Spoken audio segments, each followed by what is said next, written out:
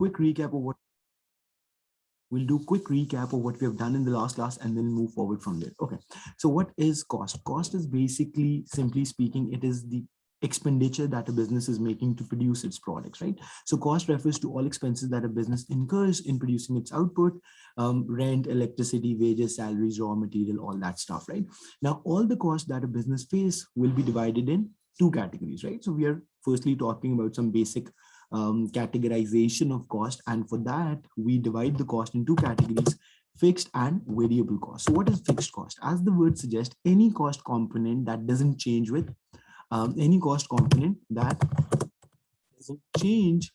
the level of output produced, right? Any cost component that doesn't change with the level of output produced is known as fixed cost. Have a look at this. Can you see the graph here? So over here, the fixed cost is something slightly less than $20, right? Slightly less than $20, right? And you know, whether you produce 1,000 units, 2,000 units, 30,000, 3,000 units, 4,000 or 5,000, fixed cost is staying fixed. It doesn't increase, it doesn't decrease. Even when you're producing zero output, you have to face and you have to pay fixed cost. Now, what could be a good example of fixed cost? Think about rent, right? So I was giving you this example yesterday that during COVID, businesses were closed, even restaurants were closed. The government didn't allow any restaurant to operate in any country, right? But they were still paying rent. They were still paying rent because they have signed a contract with the landlord saying that we will pay you a fixed amount of rent, this much amount of rent per month, right? So whether they are producing anything, whether there's lockdown, whether there's anything, you have to pay rent, right? Because it's a legal agreement that you have to observe, follow. Secondly, regardless of how many people go to KFC, how many sales they are making, right? Whatever the typical branch or outlet of KFC or McDonald's, any restaurant for that matter has, they have to pay a fixed amount of rent, right? So the rent that they have negotiated with their landlord, they have to pay no matter what, right? So that is fixed cost. Now, what is variable cost? Variable cost is different. It changes with the level of output produced. Now have a look at this. Variable cost is upward sloping, as you can see, right? So have a look at this. Variable cost starts with the origin and then it goes straight up. So on the x-axis, you have the units of output produced, and on the y-axis, you have the total cost, right? It will not be the price. It's not written correctly over here. It will be the total cost, right? Okay. Now think about this. Any cost component that is directly proportional to the level of output produced by the firm, right? That's variable cost. It starts from the origin. So why does it start from the origin? It means that if you are not producing anything, if your output is zero, your cost will also be zero. Why? Because why would you want to buy raw material? So the example of this includes like the raw material that you need for your product or the wages that you're paying to your workers. So if you're not producing anything, then you're obviously not spending anything. If you're not producing anything, you're not spending any amount on raw material, on wages and things like that. So when you add fixed and variable cost up together, what is that called? That's total cost, right? Now, what was the shape of the total cost? Do you remember? Right?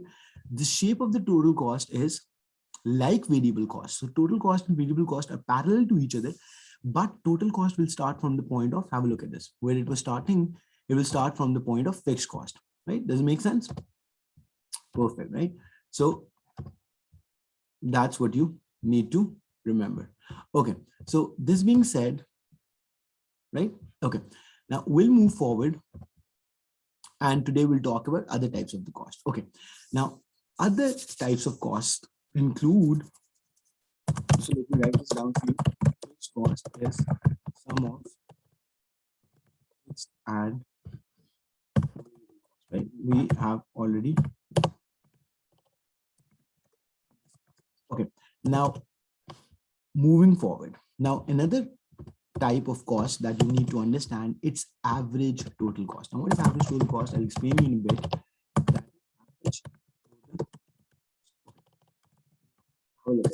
Average total cost, as the word suggests, average.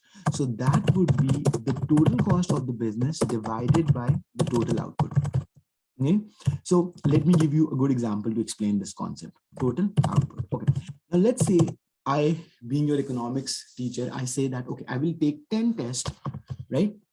10 tests during our duration of 5 months course or 6 months course or whatever it is, 10 tests, right? Now for the 10 tests, let's say on the first test you scored out of 100, every test, let's say out of 100, you scored, let's say 96. On the second test, right, let's not make it, 10, because then it will be a lot of calculations here, right? So let's say 5 tests.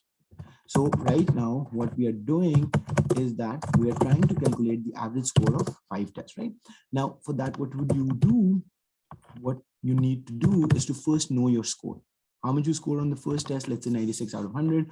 On the second one, you did not get the chance to study much. You scored, let's say 72. On the third one, let's say you scored 80. On the fourth one, you, let's say, scored anything, right? 86. And then on the fifth one, you scored again, let's say very well, you score 92. Okay, now if I ask you to calculate your average score, Preet, if I ask you to calculate your average score for the 5 tests, what will you do? What's the mechanism? What's the mathematical method that you will use to calculate your average score, right? Right? Add the score of all the 5 tests, absolutely, right? And then divided by how much? And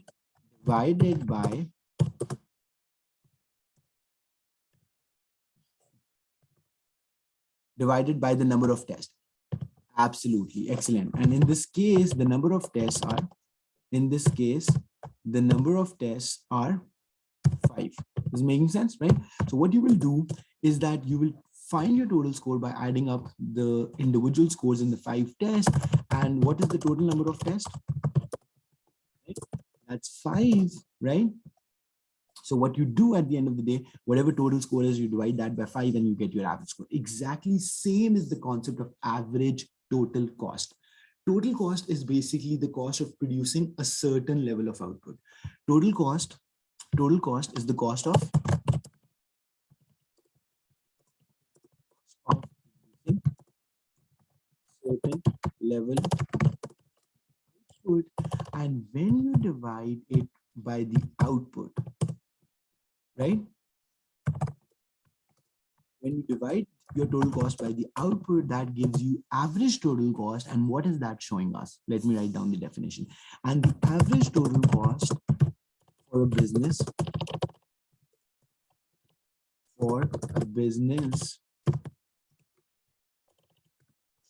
shows the cost of say a typical of the good. This is making sense, right? So let's look at the definitions one more time. Okay, what is total cost? Total cost is the cost of producing a certain level of output, right? So if you're producing, let's say 500 units, your total cost will be slightly less compared to if you're producing 600 units, right? So the more the output you produce, the higher will be your total cost. We know because the variable cost is increasing in proportion to your output. Easy, Preet? Is everything clear so far? Now, when you divide the total cost of producing a certain level of output with the output, excellent, then you get average total cost, right? So when you divide total cost with the output of the firm, you get average total cost. And what is average total cost showing us? ATC, as we say. Average total cost show, and in fact, let me also write this down. Average total cost, you will always see, and we'll be using a lot of this notation. So how about we get used to this early on, right? So average total cost is often written as ATC, right? Okay. Now, the average total cost for a business shows the cost of producing a typical. What does the typical means? Typical means the average. It means the same thing basically, right? A typical unit of the good, right? So if I say that the average cost of producing an iPhone, right? The average cost of producing an iPhone is, let's say, 50,000 Indian rupees, right? Or whatever it is, right? So that means that a typical iPhone cost Apple company 50,000 Indian rupees. Are you getting what I'm trying to say, right? Similarly, you can calculate it for the currencies, you can calculate it for dollars and things like that. But that is what it shows. Another example would be if I say that the average total cost of producing a Mac, what is that called? Big Mac, right? I think it's a type of a burger at McDonald's. So the average total cost of producing a Big Mac is, let's say, 500 rupees Pakistani. Now that means that a typical burger Big Mac cost McDonald's 500 rupees to produce, right? So that is the way we calculated. Is this clear? Is this clear so far? Right? Okay, perfect. Now let's talk about a little bit about the shape of the ATC. Now this is where you need to understand what's the shape of the ATC. But we'll stop here. In fact, let's not do that at the moment, because then there are two types of ATC that you need to know. One is the short run ATC and one is the long run ATC, right? So we'll look into it in more detail in a bit. But before that, let's come to another type of cost, which is marginal cost. This is again something that we have studied in our lectures previously, right?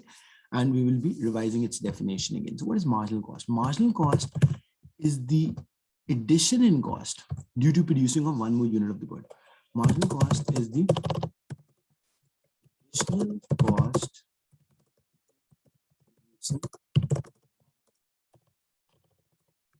one more. Okay, think about this. Now, this is where it gets interesting. So let's say a company has produced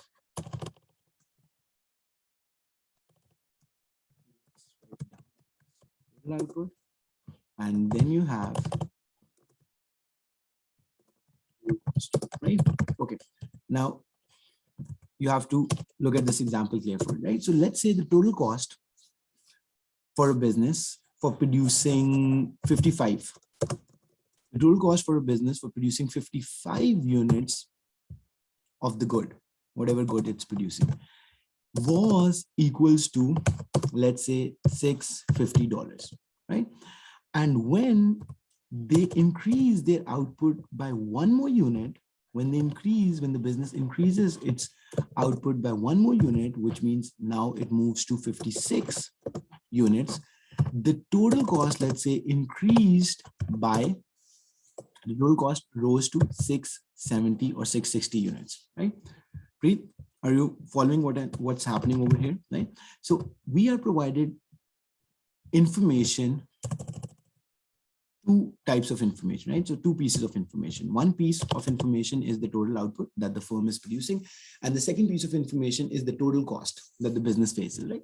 Now, for the total output, let's say initial output that the firm was producing was 55 units, right? And at that moment, they had a total cost of $650.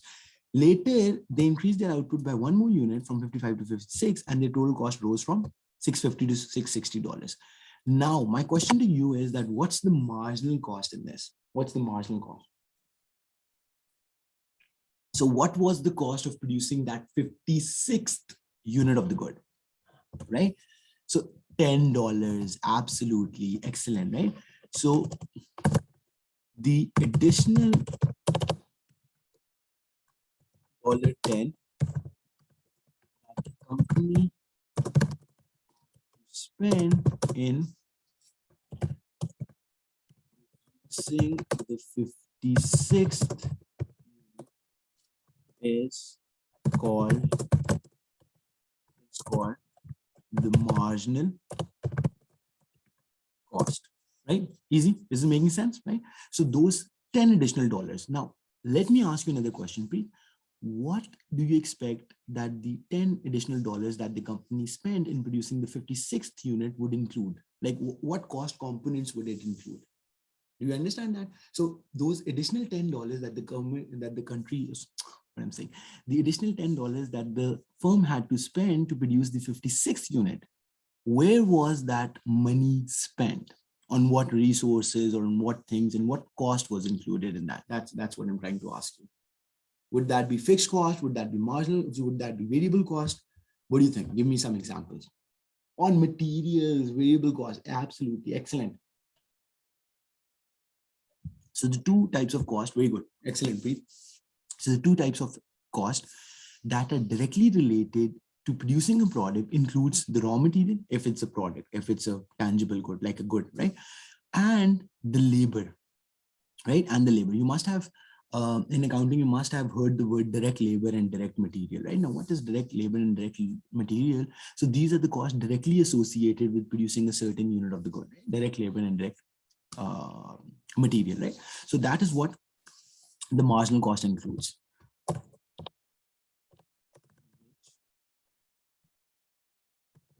includes additional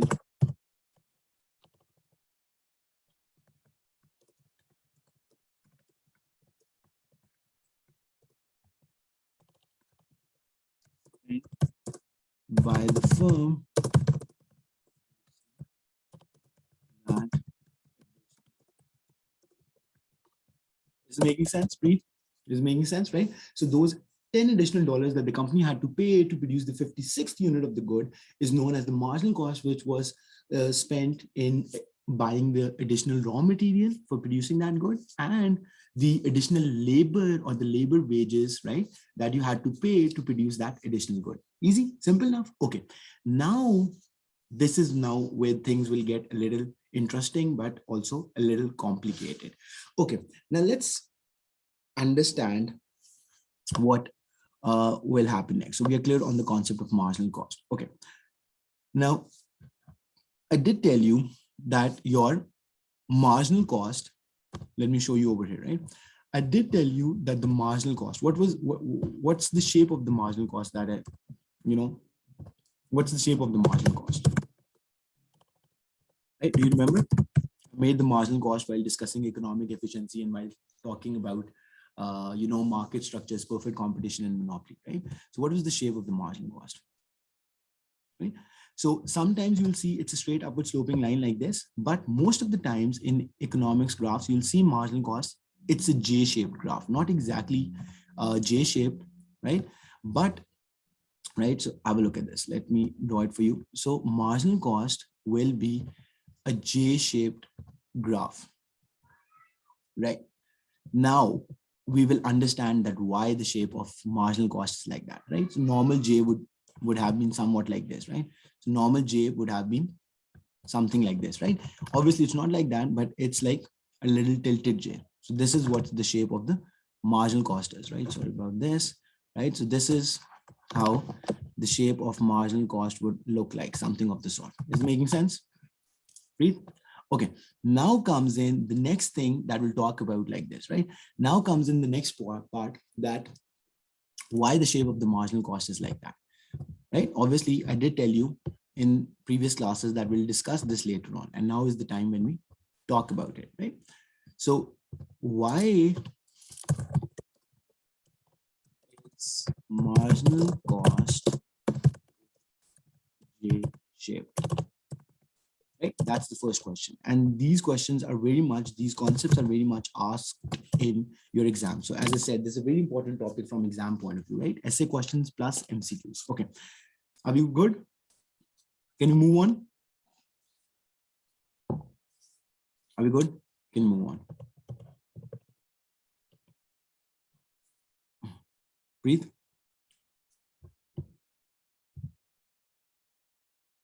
Okay, perfect. Perfect. Right. Okay. Now think about this. Why is marginal cost curve J-shaped? Okay, think about this. Now, this is where the concept of marginal product of labor comes into play. Now, you would remember we talked about in quite detail what marginal product of labor is in the last topic that we completed about producer equilibrium. So over there, I said that marginal product of labor is the additional output that one more unit of labor produces. Marginal product of labor is additional output that one more unit of labor produces. That's what marginal product of labor is. Now, knowing that, I did say that marginal product is always diminishing. Did I say that? I said that marginal product is always diminishing. But that was not always, that was not completely true, right? So just a small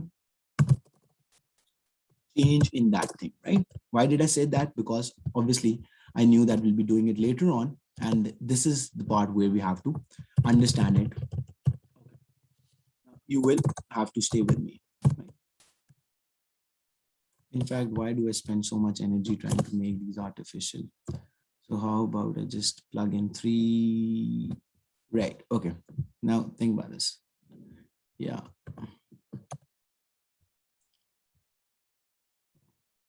Okay, so you have total, sorry, In the first column, you have units of labor. In the second column, you have total product, total output, as we say. And in the third and last column, we will calculate the marginal product of. Okay. Now let's say you hired the first guy, you hired the second guy, you had the third guy, you had the fourth guy, you had the fifth guy, you had the sixth guy. Okay. After hiring the first, let's do a little more because that should just help, right? So for the first unit, after hiring the first unit of labor, are you following? Right? So after hiring the first unit of labor, your total output, let's say, was 20, right? After that, it was, let's say, 45, right? Then it was 45, and then I'm just doing some calculations. Right, then it was, let's say, 75. Then it was 95. Then it was 110. Then let's say it was 118. Then let's say it was 122, right? And then it was 125, right? Are we clear on this? Okay, Preet? Right, okay, yeah, that's a very good question. So the answer to that is yes, yes. Cumulative, so in mathematics, we would have used the word cumulative, right? It is cumulative. I totally got what you're saying, yeah. But the cumulative word here would not add much value because we have already added the word total, right? But yeah, cumulative, I got your point. Yeah, you're right. So if you have to think like that, it's cumulative. It's the total, right? So this is also units of labor total. First unit, after 2 units, right? Are you getting me? So that's why it's adding up. This shows that you had just one labor. Then this row shows that you had 2 labor, units of labor, 2 people working, as simple as that. In this row, you're showing that you have 3 people. Then in this, 4 people, 5 people, 6 people, 7 people, 8 people. Easy, right? And corresponding to that, how much output you produced in each case, that's what it's showing you. Okay. Now, Preet, can I request you to quickly tell me what values do I need to input in the third column? You know it already, right? So what values do I need to input? So the first one would be 20 or 25? 20, 25, 30, absolutely, very nice. 20, then 25, then it would be 25, then it would be 30, 20 again, then 15, right? So then 8, then comes in 4, and then comes in 3, right? I hope I entered these correctly. Okay, now let's see if you have also told me the same values. Right, absolutely, very good, excellent, right? So these are the values that I've calculated. Okay, now the method that we used to fill this last column was very simple and obvious because we already know the definition of marginal cost. So sorry, we already know the definition of marginal product of labor. By the way, I have not shared this formula with you. Right? I mean, it's just a way to look at it, right? But this helps. Change in total output divided by change in labor. Okay, nothing but this. This is just a way. So calculation would stay the same, but this is just a way to look at it. Okay. You might know that in mathematics, we use this notation called delta. Delta is known as change in total output for a firm, change in total output of a firm divided by change in labor, divided by change in labor. Sorry about this. Change in labor. That is basically what will show you the marginal product of labor. So delta just means change. In the formula, I've written it in words. Here, I've given you the, I've shown you the notation for that, but that is what it shows. Easy? We good? Right? Okay. Now, can you tell me, Preet, what is this trend? What is this trend showing us? What's the trend? What's the trend? What happened to your marginal product of labor initially when you started hiring more people? And if that trend continued, if that trend did not continue, then what happened later? That's what I'm asking you. So what is the trend? What trend do you see? I now just want you to compare the first and the last, first and the third column, not the second one. So what was the trend in the marginal product of labor? And then did that trend continue, or did that trend, changed as you kept hiring more people? It's first decreasing marginal product, I'm saying. Marginal product, right? Increasing, absolutely. It first increases as you start hiring more people in the company, and then it started decreasing, right? So we can see from 20 to 25 increase, then 30 again increase, then decrease 20, further decrease, further decrease, further decrease, further decrease. So if we plot the values on the graph, it would not be hard for us to imagine if we plot the values of, if we try to draw the graph for the marginal product of labor on the graph, it should not be hard for you to, imagine that the shape of this marginal product of labor would look like this. Do you agree with me? It would look like, just a second,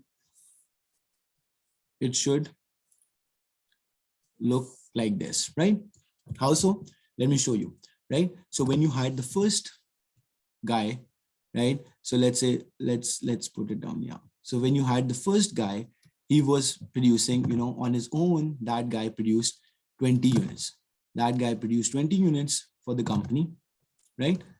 And you just bring this down and you label it as 1, right? When you hired the second guy produced something more. The second guy produced something more than the first unit of labor, right? First unit of labor. And let's say he produced how many? In our example, he was producing 25 units on his own. So after 2 units of labor, your marginal product of labor was 25 units. Then when you hired the third guy, that's when your marginal product of labor peaked to how many units? Then your marginal product of labor peaked to 30 units, right? Okay, is it making sense? It went to 30 units of the good again. Okay, and then it started diminishing with 4th, 5th, and 6th, right? You could see that your marginal product, like the additional units of the good produced by each additional unit of labor, started diminishing, right? So that's why the shape of marginal product of labor curve will be initially, it will be upward sloping initially for a while, and then it will be downward sloping. Then it will be downward sloping. Any confusion so far, Preet? Now, what do we have on the y-axis? If I did not explicitly mention, so you have marginal product, like the value, the third column that we calculated over there in the table. So you have marginal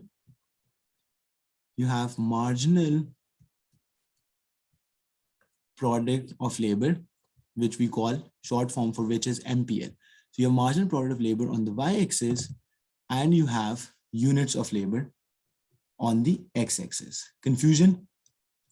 Any confusion? Anything that's not clear? Right? We good? Are we good on this? Okay, absolutely. Very good. Perfect. Now, this being said, right? Now, where this entire thing started from, let me give you a quick recap and then move forward from here, right? So we just discussed the definition of marginal cost, which we already knew. Then we discussed a little bit more about how do we calculate the marginal cost. That was simple, that was easy. But then came in the question that why is marginal cost curve J-shaped? Now, to answer that question, we need to know that what is marginal product of labor, right? So marginal product of labor is, we know, change in total output due to change in labor. Then we made a complete table to understand the shape of the marginal product of labor. And now we know what I'm about to write over here. So marginal. Okay, Preet, I'm sorry I did not share the notes. It's only because I did remember, but there's so much going on in the during the day, right? So I remember this. So I'll share your the notes with you on your email address tonight or first thing in the morning, right? You got? Okay. So marginal product of labor, MPL, increases initially hires more labor, and then after hitting the highest point, it starts to decrease. Right? Okay. Now think about this. How you need to understand this example, right? If still this is okay, mathematically we have seen, mathematically we have shown how the graph looks like, everything, right? But then you might also be interested from theoretical point of view that why marginal cost, why marginal product of labor would initially increase and then it will decrease, right? I'm sure you would be interested in that. Okay, now think about this. Let's assume a restaurant that has limited of cooking utensils. So cooking utensils are basically, right, the oven, crockery, right, the pan, and all the things that you need to cook, basically. That's what I meant, right? So in a restaurant, in its kitchen, it has limited cooking utensils, right? So now when this business increases its number of chefs, initially with more people, cooking staff,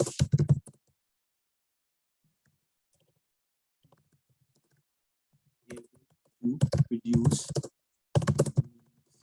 for larger number of customers. However, certain point, the number of chefs will outnumber the cooking utensils. What is that? What are cooking utensils? Is that capital?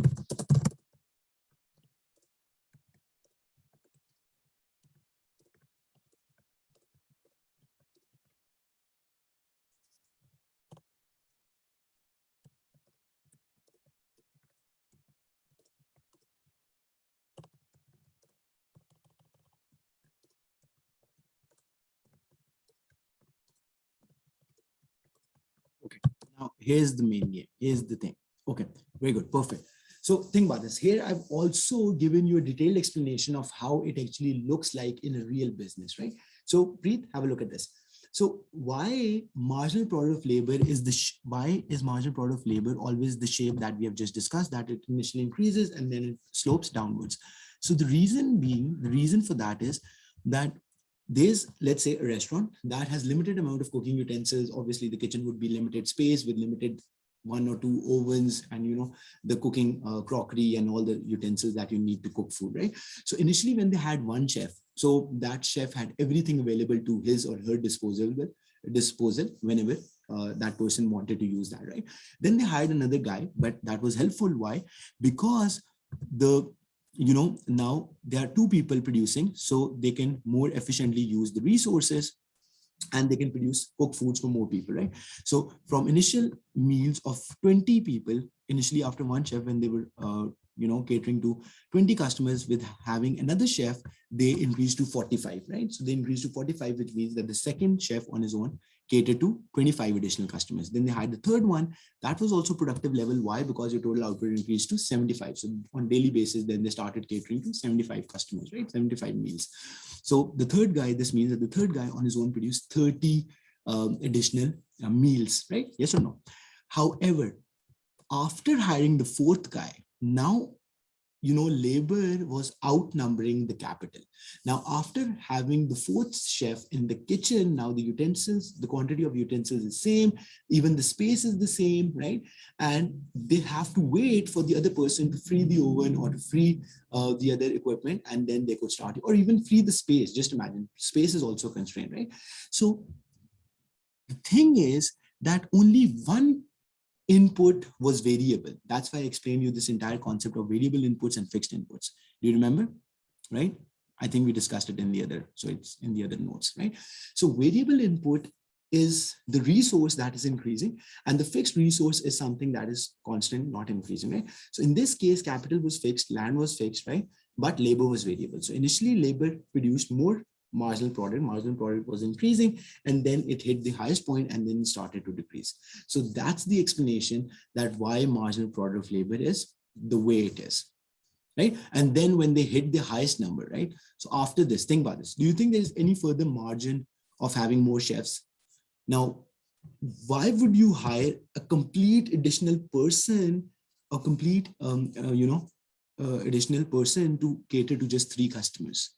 Are you getting me? So beyond a certain point, the restaurant would think, so let's say, I don't know, perhaps after 6 customers, they would say that perhaps we don't need the 7th and 8th one, because the benefit of the 7th guy, it's not that the 7th guy is not as good as the other chefs. That person might be, but with that person getting on board, we would only be catering to 4 customers daily, which is not worth, the salary that they might be paying to him, right? So that's a discussion for later when we go to the labor market. When we go to the labor market, we'll see that what role marginal product of labor has to determine how many quantities of labor you will hire. But that's something later, right? That we'll discuss in 3rd unit.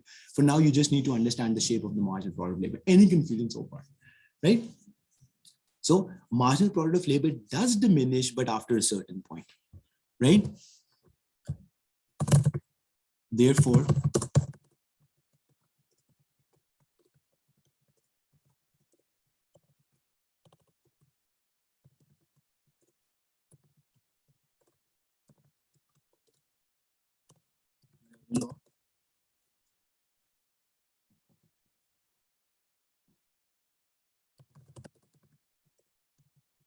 is it making sense?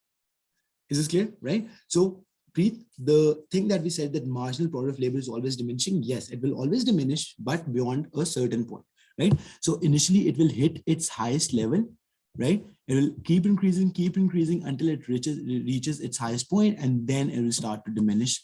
Then it will start to diminish like this, right? Got it? We good? Okay. Now, is everything clear? Anything that's not clear? Anything you want to ask me? So this all started with a discussion that why is marginal cost J-curve? Still, we haven't explained why the marginal cost curve is J-shaped. Now comes in the explanation, right? Now comes in the explanation. Now you have to pay close attention, Preet, right? So I'm about to make sorry about that, right? I'm about to make 2 graphs, right? One over here and the other one underneath, right? So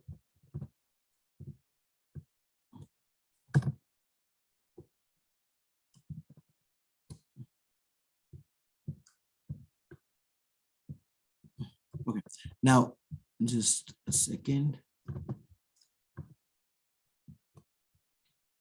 Now this is something important which I'm sure you'll be able to understand. Okay, so I'm about to make 2 graphs, one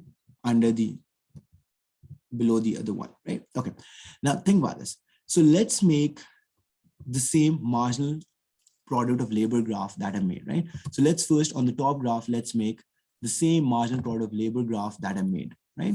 And we know the shape, it initially increases, and then it bends downward. Is this simple? Okay, now beneath it, I'm about to make the marginal cost graph. Beneath it, I'm about to make the marginal cost graph, right? Okay, so what connection can you see between these 2 graphs? What connection can you see between these 2 graphs? Just a second, my writing pad is still messing up. Okay, right, okay, like this, right? So it's a little like this, and then a little stretch like this. Okay, now think about this, Preet. When your marginal product of labor is increasing, what is happening to your marginal product? Can you see the connection here? When your marginal product of labor, when it's on the upward trend, which means each additional unit of labor is producing more, your marginal cost is on the downward trend. Why? Let me explain you.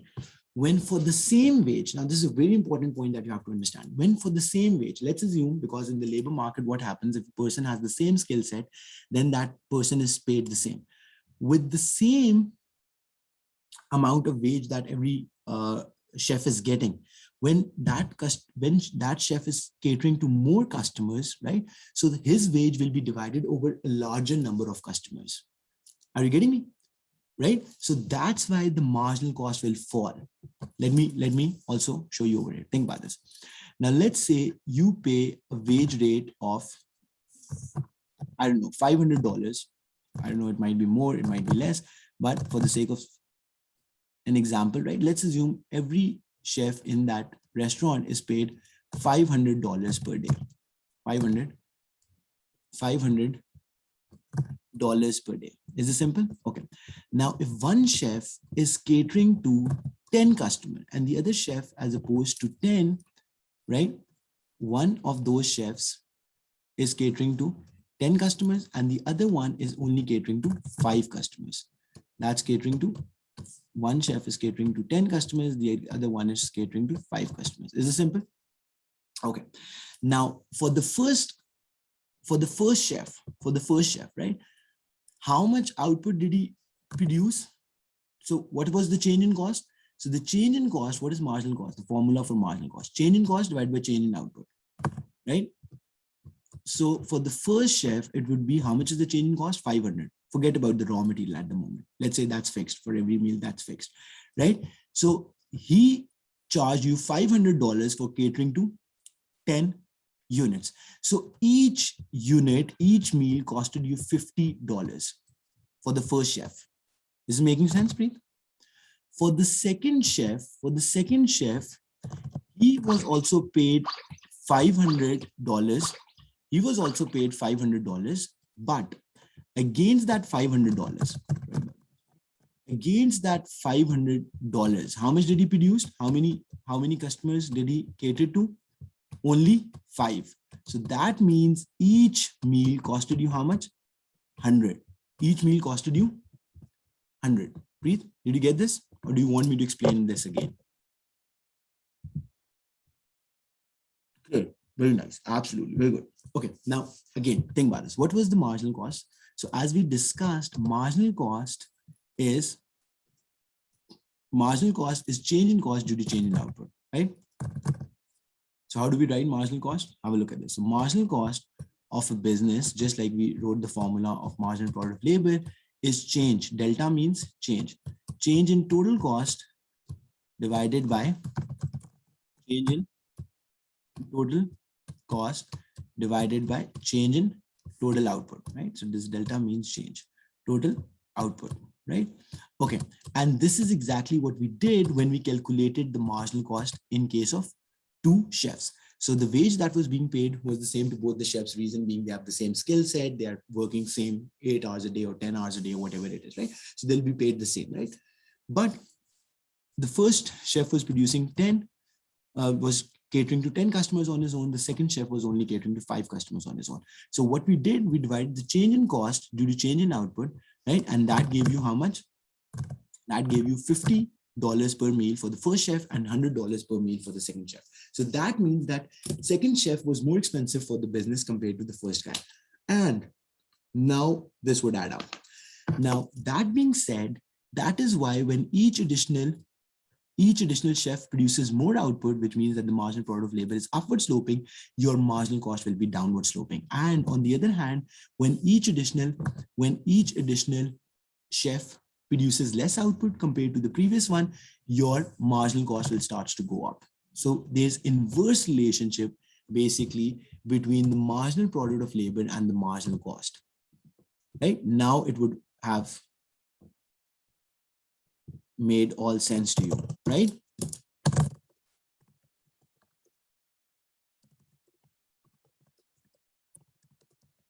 Is the reason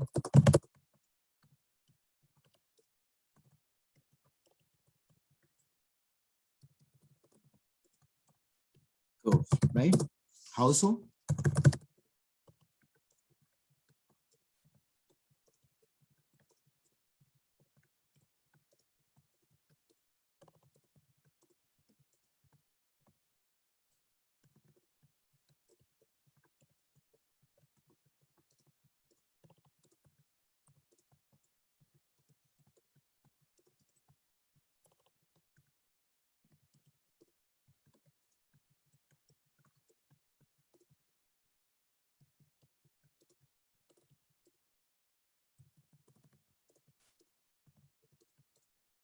terms of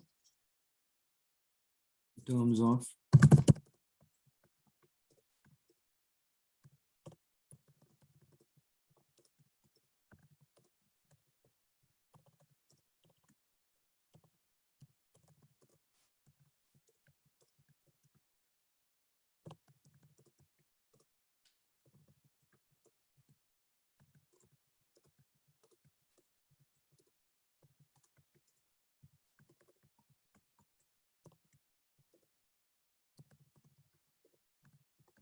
does it make sense? Have a look at this. Okay.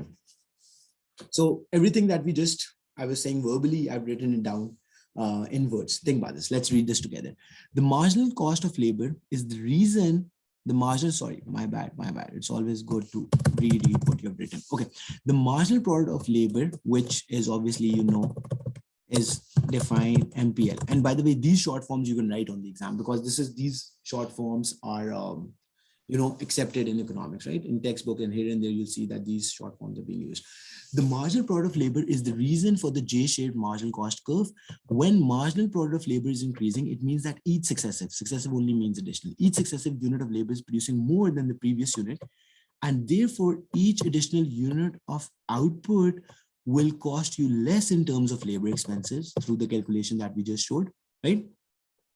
Right. And on the other hand, when marginal product of labor starts to diminish, then marginal cost will start to rise by the same explanation provided above, right? That each additional unit will start costing you more in terms of labor expenses. Is making sense, Preet? So what we have done, let's do a quick recap of what we've done, right?